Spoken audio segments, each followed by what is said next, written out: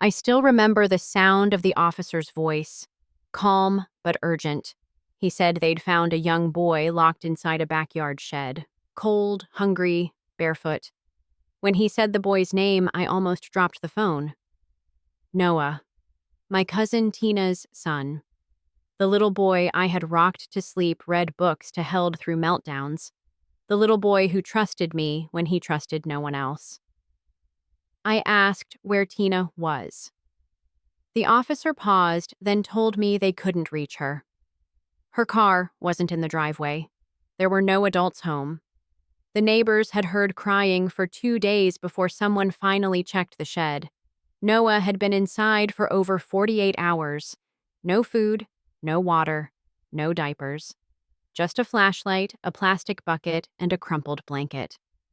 I drove over in my old Honda like the car itself was terrified. Every second stretched into an hour. My hands were shaking so badly I missed the turn to Tina's street twice. The police cruiser was parked outside her faded green house. An ambulance, too. Lights off, but ready. I jumped out before the car stopped rolling. They led me behind the house past the dried-out lawn and the broken swing set. The shed was small. A garden shed, really. Tin roof, wooden walls with gaps wide enough to see out. I saw him before I heard him. Noah. Sitting on the floor, knees tucked to his chest, rocking slightly, eyes wide open but unseeing. When I opened the door, he flinched. "It's me," I whispered. "Emma." His eyes blinked just once, then again. He didn't cry, didn't move. He just whispered my name over and over. "Emma, Emma, Emma." The paramedic wrapped him in a blanket, said he was dehydrated but stable, no major injuries. But that wasn't the point. His face was blank, his voice monotone. That wasn't the boy I knew. That wasn't Noah. 2 hours later, Tina called me. Not to apologize, not to ask if her son was okay. She screamed, said I had overstepped, said I had no right to get involved, said I had kidnapped her son, that I would pay for this. The next day, I was served legal papers. Tina had filed for an emergency protective order against me. Claimed I had been unstable, that I had forced entry and traumatized her son. Claimed I had a long history of trying to take Noah from her. She left her son alone for a yoga retreat in Sedona. And now somehow I was the villain. I could have walked away. I almost did. But then I thought about Noah, sitting alone in that shed, whispering my name like it was the only safe word he knew. No, I wasn't walking away. This was only the beginning. My name is Emma Carlisle. I'm 52 years old. I've worked as a school librarian for over 2 decades in a small town in Iowa where everyone knows everyone or thinks they do. I live in the same house my father built when I was a baby. It's quiet, modest, with a garden out back and shelves full of books that smell like comfort. I never had children of my own. Not by choice exactly, but life has a funny way of rewriting your plans. A miscarriage at 33A, marriage that couldn't survive the silence that followed, and after that, just years of routine. Books, students, silence. I made peace with it, mostly. Then Noah came into my life. Tina is my cousin, my mother's sister's daughter. We were close as kids, not because we had anything in common, but because our mothers forced us together. Even back then, Tina needed to be the center of attention. Loud, dramatic. She was always reinventing herself. One summer, she was into astrology. The next year, it was essential oils. Then herbalism. Now, at 35, she had settled into her newest persona, spiritual wellness coach. But none of those phases ever lasted, and they never included Noah. Noah was a surprise pregnancy. Tina didn't want to keep him. I remember the phone call like it was yesterday. She said, "I'm not made for this, Em. I'm not mother material." She was crying, and I believed she meant it. But she didn't give him up. At first, she tried to do everything by the book. Nursery painted mommy blog subscriptions, weekly posts about conscious parenting. But by the time Noah was 2 and the doctor said he was on the autism spectrum, all of that disappeared. She said therapy didn't help, said the vaccines caused it. She stopped taking him to speech classes, stopped responding to his meltdowns, started leaving him with anyone who said yes, neighbors, friends, strangers from yoga class. That's when I stepped in. I started watching Noah once a week, then twice, then most evenings. At first, it was just babysitting, then it turned into meals, therapy pickups, doctor appointments. She always had an excuse. My energy's too low, or the universe is telling me I need a reset. Noah didn't speak, but he understood everything. He'd sit in my lap for hours while I read aloud, his small hand resting on my wrist like he didn't want me to leave. He loved rhythm, routine, a clear beginning, middle, and end. I gave him that. He became a part of my life as naturally as breath. Tina didn't seem to care as long as someone was picking up the slack. But she never let me forget that I wasn't his real family. "You're not his mom," she'd say. "You don't know what it's like." She was right. I didn't know what it was like to resent your child, to see them as a burden. But I did know what it was like to love someone so much it scared you. The last time she dropped Noah off, she was wearing linen pants and a beaded necklace, hair in a messy bun that probably took an hour to style. "I just need a few days in Sedona to realign," she said, handing me a bag that barely had enough clothes for a weekend. He's been a handful lately. Energy's all over the place. When I told her I couldn't, that I had a week of summer training at the school, she pouted like a child. "Come on, Em. You always do this. Don't you want to help me find balance so I can be a better mom?" I said no. She didn't argue. She smiled, kissed Noah on the head, and left. She didn't mention the shed, didn't say a word about what she planned to do. And now here we were. She had abandoned him and somehow still thought she held the moral high ground. But if she was going to drag me into the dark with her lies, I wasn't going to stand quietly and let her light the match. I knew who I was, and I knew who Noah was. That was enough. For now. It was a Tuesday when everything changed. I was halfway through reorganizing the nonfiction section at the middle school library, alphabetizing outdated science books, and wiping dust off the shelves when I got the call. The number was local, but I didn't recognize it.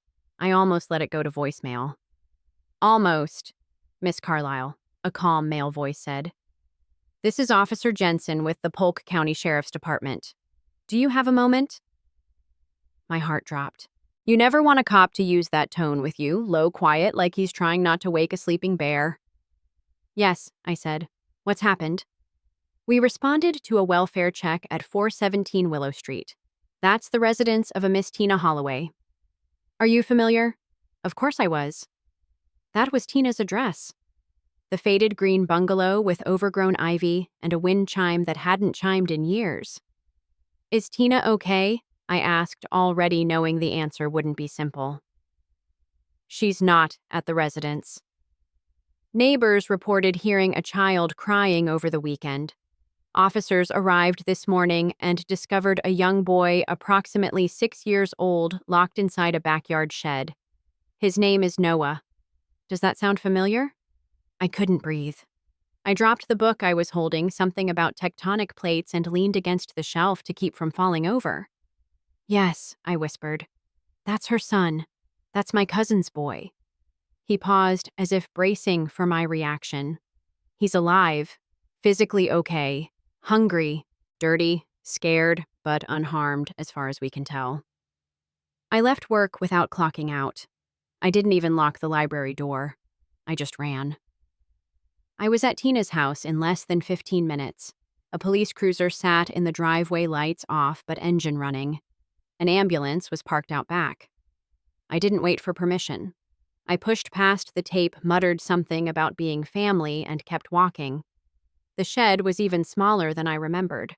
One of those plastic kits you buy at hardware stores for storing rakes and paint cans. The door was ajar now, propped open with a rock. Inside, I saw Noah sitting on a folded blanket, a flashlight beside him, the batteries so low it barely glowed. He was chewing on a rubber dinosaur, his eyes vacant. "Noah," I said gently. He didn't look up. I stepped inside and knelt beside him. The air was thick, musty. It smelled like old plastic sweat and urine. I put my hand on his knee. "Noah, it's Emma." This time he blinked. His lip trembled. Then he said my name. Once, like a sigh. Then again, and again. "Emma, Emma, Emma." He didn't cry. He didn't need to.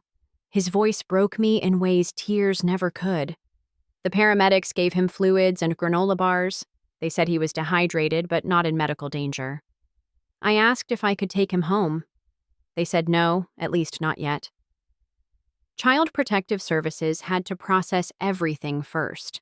When the caseworker arrived, she was young, maybe 25. Her name was Jen, and she had the look of someone who'd seen too much too fast.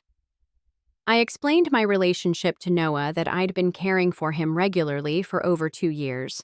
She nodded, but didn't say much. Took notes on a clipboard, took photos of the shed, the dinosaur, the empty juice pouch in the corner. She finally said, "He can come with you tonight, but it's temporary until we file a full report. His mother has legal custody." Legal custody. The words rang in my head like church bells on a funeral morning. As we loaded Noah into my car, I called Tina.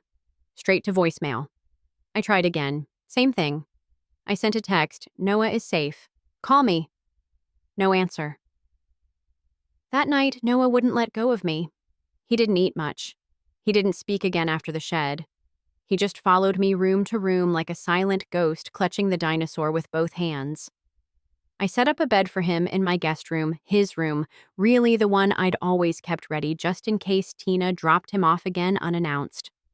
I stayed up all night, sat in the hallway outside his door listening, waiting. At 6 a.m., Tina called. I answered immediately. "Are you insane?" she screamed. "You've kidnapped my child." "Noah was in a shed," I said calmly, gripping the phone so tightly my fingers went numb. "For 2 days. Alone. No food, no water." She scoffed. "It wasn't 2 days. Maybe a few hours. He was fine. You left the state, Tina. No one could find you." "I needed healing," she shouted. "You have no idea what it's like to raise a child like him. He doesn't sleep. He screams. I haven't had a break in months." That shed had ventilation. He was safe. He likes small spaces. It calms him. I was speechless. Then she said it. "You've always been jealous. You want to be his mother so badly. That's why you're doing this. Well, guess what, Emma? He's mine. And you're going to regret interfering." She hung up before I could speak again. By noon, a manila envelope was delivered to my door. Inside was a formal accusation unlawful detainment of a minor filed by Tina. There was a court date set, 1 week away. I sat down on the porch steps with the papers in my lap and stared at the horizon. It was cloudy that day, the kind of Iowa gray that looks like it might storm but never does. I had given everything to keep Noah safe. Now the system I trusted was being twisted against me. She was going to use every loophole, every lie, every manipulative bone in her body to paint me as the villain. But I wasn't afraid, because this wasn't about me. It was about Noah, and I would fight for him, even if it broke me. The courthouse smelled like cleaning solution and old paper. I sat on a hard wooden bench outside courtroom C with Noah curled against my side. His head rested on my shoulder and his fingers fidgeted with the hem of my sleeve. He still hadn't said another word since the shed. His therapist said he was exhibiting selective mutism, his way of coping. All I knew was that silence from him hurt more than any scream ever could. I had never been to family court before.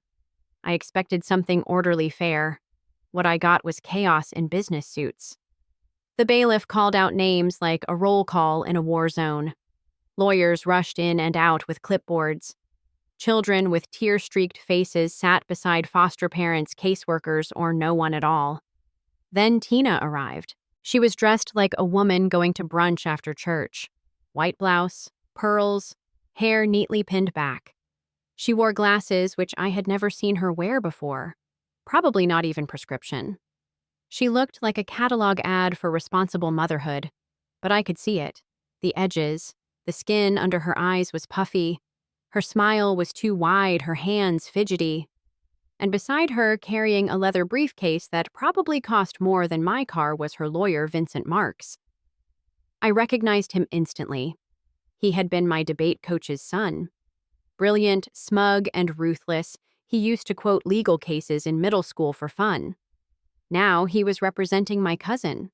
He didn't look at me, just walked straight toward the clerk's table like this was already over. My own lawyer, Kevin Russo, was the opposite. Fresh out of law school, tie, slightly crooked suit, a little too loose in the shoulders. But he had heart, and that mattered more to me than polish. When our case was called, I stood up with shaking hands. Noah stayed behind with a volunteer assigned to children. Miss Carey, a retired kindergarten teacher who'd agreed to keep him calm during the hearing. He didn't cry when I left, but he didn't look up either. Inside the courtroom, everything felt small. The judge's bench towered over us, but the rest was plain, just gray carpet, mismatched chairs, and stale air. Judge Renner, a woman in her early 60s with steel gray hair and a tone that tolerated no nonsense, presided. She read through the file silently, eyes moving quickly. Then she looked up. "Ms. Holloway," she said, "you're filing for immediate return of custody due to alleged unlawful detainment of your son." Tina nodded and dabbed her eyes with a tissue she hadn't needed a second ago. "Yes, Your Honor. My cousin took my son without my consent. She's been interfering with my parenting for years, and Ms. Carlisle, the judge, turned to me. You claim the child was found abandoned." I nodded. "Not just abandoned," I said. "He was locked in a plastic shed behind her house for 2 days. No food, no adult supervision. The police and CPS were called by neighbors." Vincent stood. "Your Honor, the mother had arranged for a temporary caretaker who failed to arrive. My client was under the impression her cousin would once again step in to help. She did not tell me anything," I replied. "I explicitly told her I had work training that week." Vincent smiled like a shark.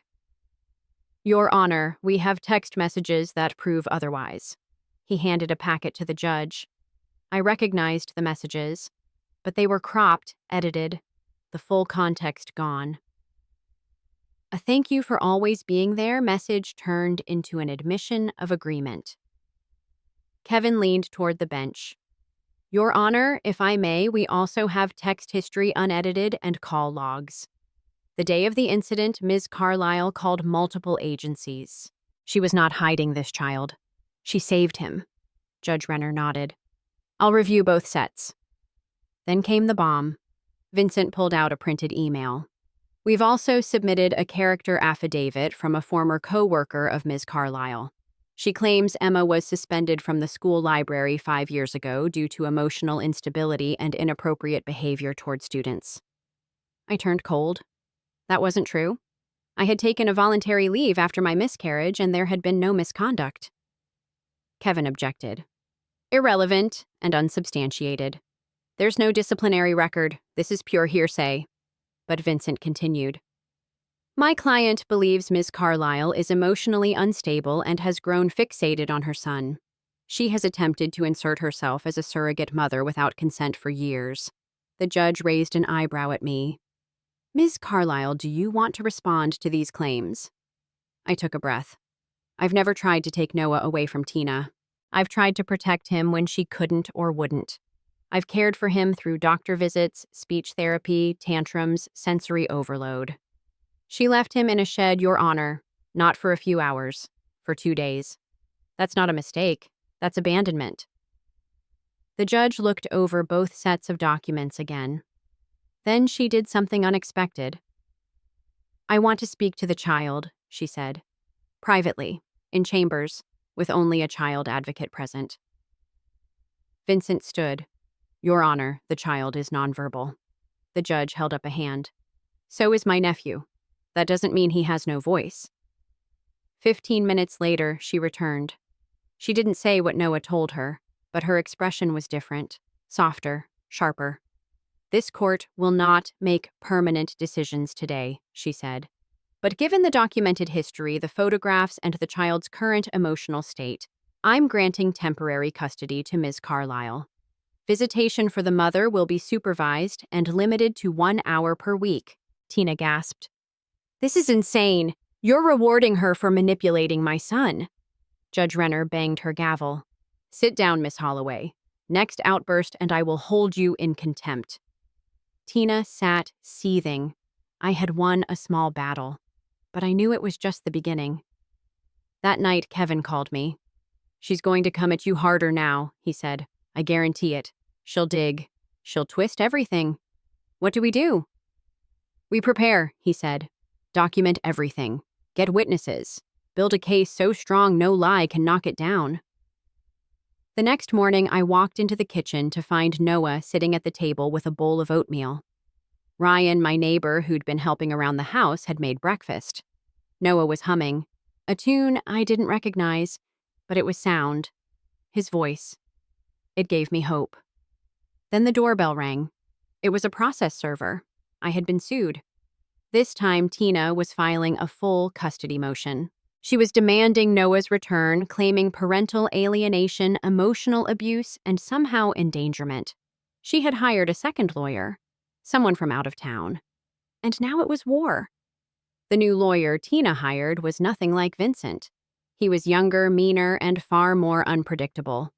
His name was Dale Parker, but the legal community apparently knew him as the Pit Bull.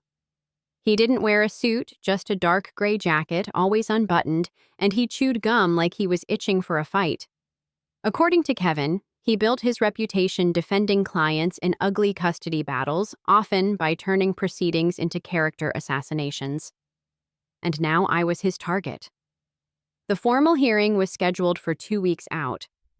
Until then, Noah would stay with me under temporary custody, and Tina would be allowed 1 supervised visit per week at a county facility.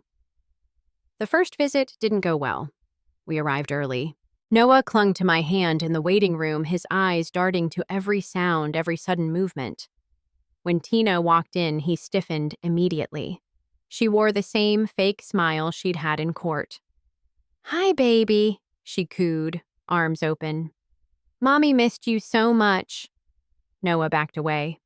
The supervisor, a sturdy woman named Judith with a clipboard and the demeanor of a prison warden, raised a hand. "Let's not force physical contact. He can warm up on his own terms." But Tina didn't listen. She bent down and reached for him. "Come here, baby. Come to Mommy," Noah whimpered. Then he screamed. A full, piercing, soul-wrenching scream. Judith stepped in instantly and separated them. I was ushered into the hallway to give them space, but I could still hear Tina's voice through the wall. She wasn't comforting him, she was guilt-tripping. "She's lying to you, Noah. She's trying to take you away from me. She wants you to forget who your real mommy is." After 20 minutes, Judith ended the session early. When Noah came out, he ran straight into my arms and buried his face in my sweater. Judith didn't say anything, but her expression said enough. I documented everything, his reaction, her behavior, Judith's notes, and sent it all to Kevin. "I'm not surprised," he said. "But we need more than emotional reaction to win. We need facts and proof." That's when I decided to hire a private investigator. His name was Malcolm Redd, retired cop. No nonsense. Thick hands, quiet eyes. He spoke with few words and promised he wouldn't let me down. "I'll find what needs finding," he said. "Just give me time." While Malcolm got to work, Kevin and I prepared for court. He had me write down everything I could remember, every time Tina failed to show up, every voicemail, every drop-off where Noah had been dirty or sick or hungry. I filled 2 full notebooks. Meanwhile, Tina escalated her tactics. She started spreading rumors around town, at the school, at the library, even at the grocery store, that I was mentally unstable, that I was obsessed with her child, that I'd been caught drinking on school grounds. One afternoon, my principal called me into her office. "Emma," she said gently, "someone filed an anonymous report that you were drinking in your car during your lunch break." I just stared at her. "You don't believe that, do you?" "No," she said, "but I still have to file a response." "It's policy." My stomach twisted. "You know this is about Noah." She nodded. "But the district doesn't want to get involved in family matters." I was placed on administrative leave for the rest of the month. That night, Malcolm called. I found something he said. Apparently, Tina had been collecting disability benefits for Noah for over a year. She'd reported him as severely disabled, nonverbal, and in need of full-time in-home care. But none of that money had gone to therapy, medical bills, or specialized services. "It's fraud," Malcolm said. "She's pocketing government funds. That's a felony." I felt my pulse spike. "Can you prove it?" "I already have." He sent me a full report, bank statements, Social Security filings, fake therapy invoices. Tina had forged half a dozen documents to make it look like she was paying for care providers who didn't exist. Kevin nearly jumped through the phone when I told him. "This changes everything," he said. "We're not just dealing with neglect. We're dealing with criminal behavior." We prepared a formal motion to submit the fraud as evidence in the custody hearing. But Tina wasn't done yet. One evening, around 9:00 p.m., I found a note stuck to my front door. The letters were cut out from magazines like something out of a bad thriller. It read, "You'll lose everything you love. He's not yours." Ryan, my neighbor and closest friend, was furious. He helped me install security cameras the next morning. We covered the front porch, back alley driveway, and all ground floor windows. 3 days later, around 2:15 a.m., the motion sensor went off. The footage showed a man in a hoodie trying to tamper with my car, crouched near the tires, holding something in his hand. Ryan called the police while I stayed with Noah, who had thankfully slept through it. The cops caught the man a block away. His name was Brett Holloway, Tina's ex-boyfriend. He had a history of assault and a record for substance abuse. In his backpack, a lug wrench and a small bag of meth. He was arrested on the spot. The next day, I got a call from Tina. "You set him up," she screamed. "You planted that stuff. You'll pay for this. I'll make sure of it." I recorded the entire call and sent it to Kevin. "Keep it coming," he said. "We're building an airtight case." But it wasn't just about building a case anymore. Noah had changed. He was quieter, jumpier. He flinched at loud noises.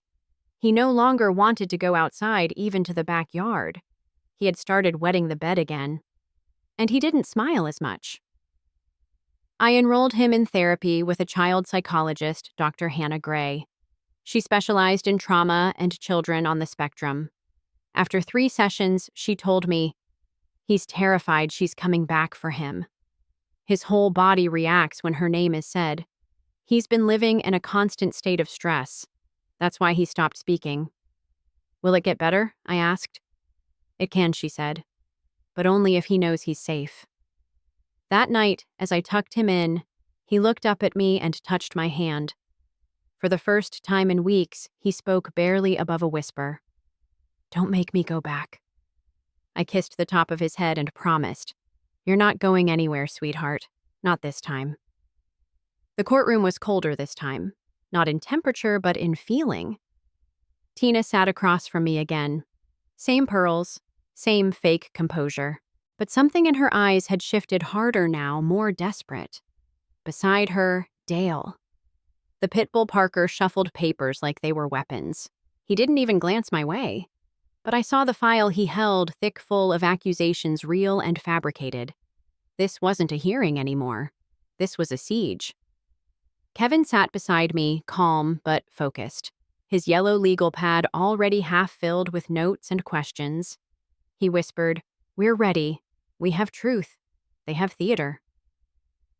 The judge was new. Judge Callahan. Late 40s, clean-shaven, no smile.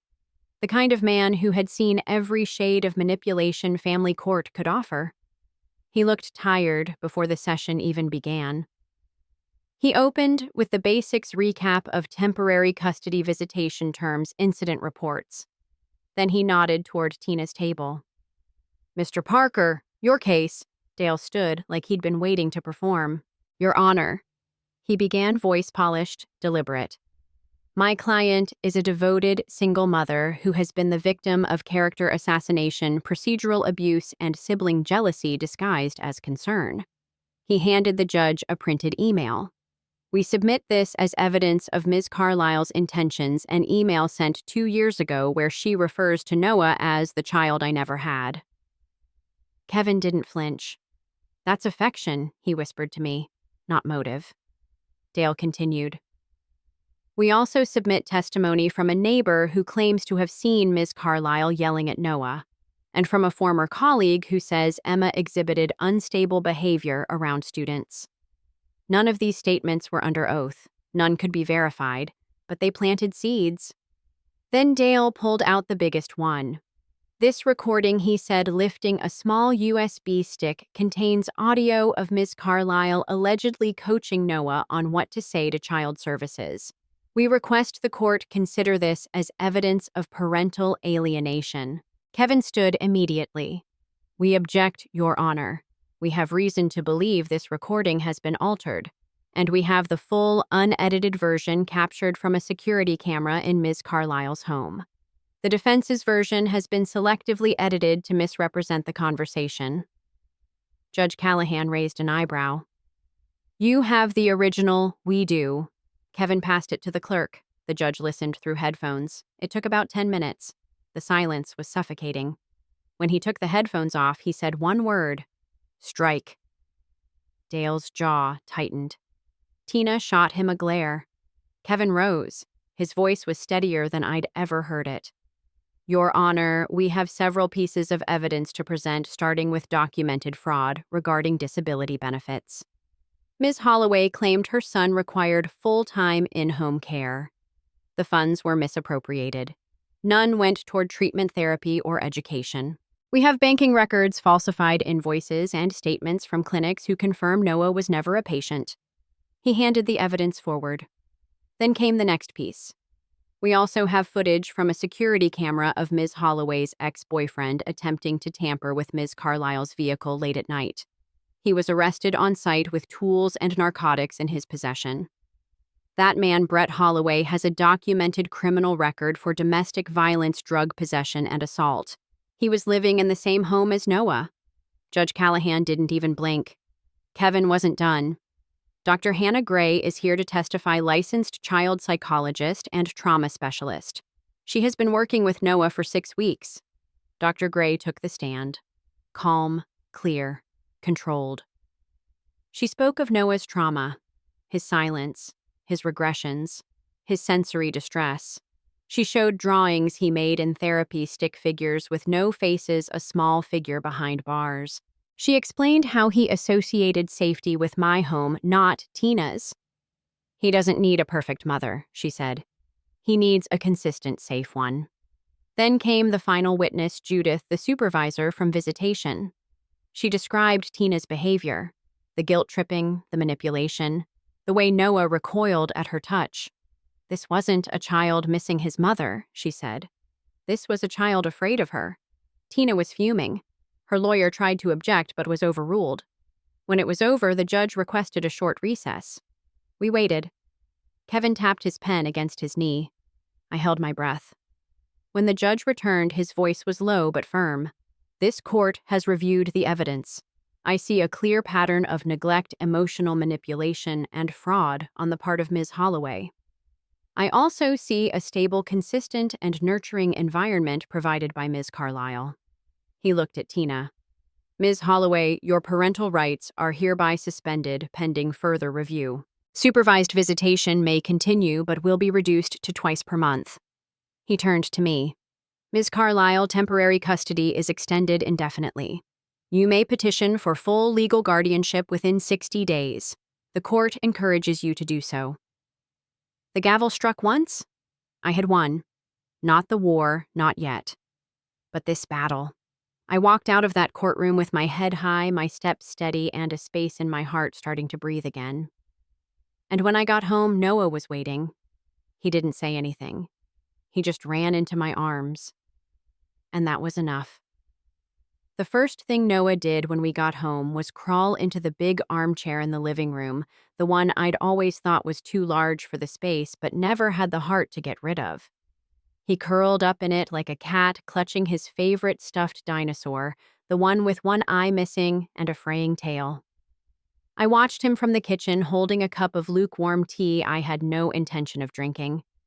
He looked different, not in a physical way. His features were still soft and small, his hair still messy from running his fingers through it. But something in his posture had changed. He wasn't shrinking anymore. He was just still. That night we celebrated, quietly. Just the two of us and Ryan, who came over with pizza and paper hats from the dollar store. We watched an animated movie Noah loved, talking trucks, bright colors, silly songs.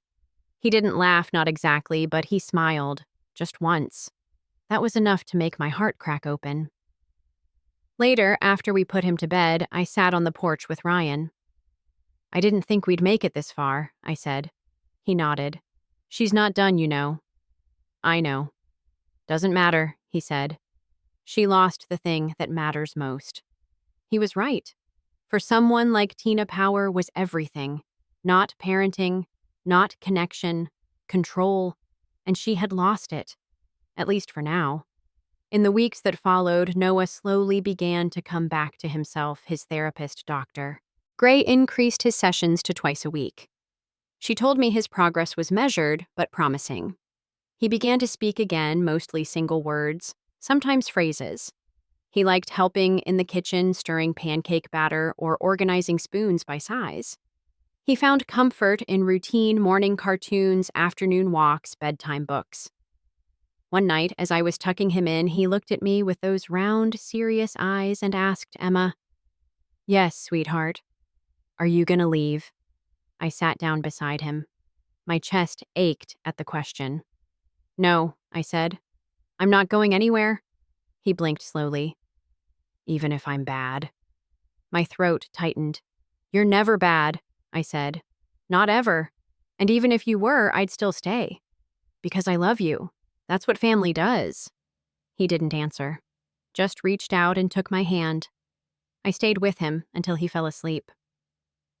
The paperwork for permanent guardianship came in the mail 2 weeks later. Kevin helped me fill it out. We submitted every document, every report, every statement we had. We dotted every I and crossed every T. The judge scheduled a final hearing. I bought Noah a little suit, a soft navy one with clip-on suspenders. When I showed it to him, he said, "For court," I nodded. "Like a prince," he said. Yes, I told him. Exactly like a prince. The hearing was short. No drama, no Tina. She didn't show up. Dale Parker had withdrawn as her counsel the week before, no explanation. I didn't need one. When the judge declared me Noah's legal guardian, he banged the gavel once and smiled, a rare gesture that felt earned. "Congratulations, Ms. Carlisle," he said. "You've done something extraordinary." Noah didn't understand the legal weight of it, but he understood the mood. He reached for my hand and said, "Emma is home." And just like that, I cried. Afterward, we went out for ice cream. Noah chose chocolate with rainbow sprinkles. It melted all over his suit, and I didn't even care. Ryan took a picture of us on a park bench, me still teary-eyed, and Noah mid-bite with chocolate on his cheek. It's my favorite photo now. I printed it and framed it. Put it on the shelf above the fireplace next to old family pictures and dog-eared books. Sometimes I still look at it and wonder how close we came to losing it all. But most days I just feel grateful. Because in the middle of all that pain, all that chaos and courtrooms and threats and lies, we found something solid, something real. We found each other. And no judge, no lie, no storm could ever take that away. It's strange how quietly a storm can end. There's no trumpet, no fanfare, just a slow return to ordinary moments, the way a child breathes evenly when he sleeps, the way sunlight falls across a breakfast table, the sound of little feet on hardwood floors in the morning. After everything that happened after the courtrooms, the accusations, the fear, I thought I'd feel triumphant, victorious. But what I felt was something smaller, softer, peace. Not because things were perfect. They weren't. Tina still hovered in the background of our lives, occasionally sending emails to Kevin's office, still insisting the system had failed her. But her voice no longer held power. It was just noise now, distant, harmless.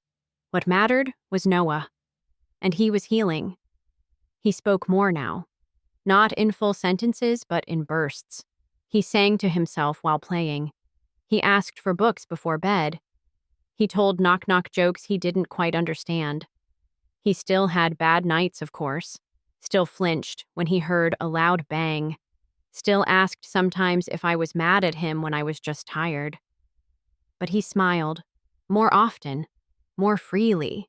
That was everything. One Sunday afternoon, as we were folding laundry together, Noah looked up at me and asked, "Am I yours now?" I paused, the towel in my hands, still warm from the dryer. "Yes," I said. "You've always been mine.